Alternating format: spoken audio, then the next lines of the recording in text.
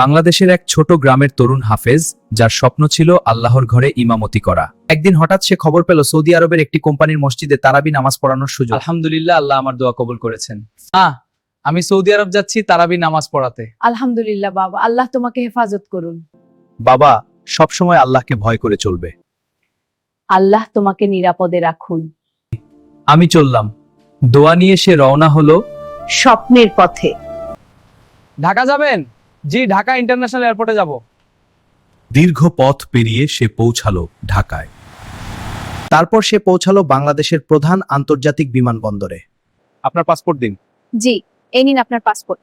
নতুন জীবনের পথে সে উড়াল দিল সৌদি আরবের উদ্দেশ্যে। অবশেষে সে পৌঁছালো সৌদি আরবে। স্বাগতম শাইখ।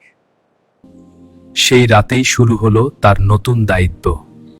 কাতার সোজা করুন, নিয়ত করুন। বাংলাদেশের এক তরুণ আজ আল্লাহর ঘরে ইমামতি করছে। রমজানের পবিত্র মাসে প্রতিদিন তারাবি নামাজ পড়িয়ে অবশেষে শেষ হলো 27শে রমজানের রাত। শাইখ, আপনার তিলাওয়াত খুব সুন্দর ছিল। জাযাক আল্লাহ খাইর, আপনারা আমাকে সুযোগ দিয়েছেন।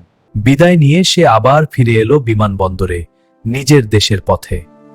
সৌদি আরব থেকে উড়াল দিয়ে সে আবার ফিরছে প্রিয় মাতৃভূমি বাংলাদেশে।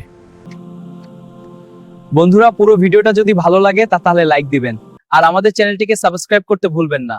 আসসালামু আলাইকুম।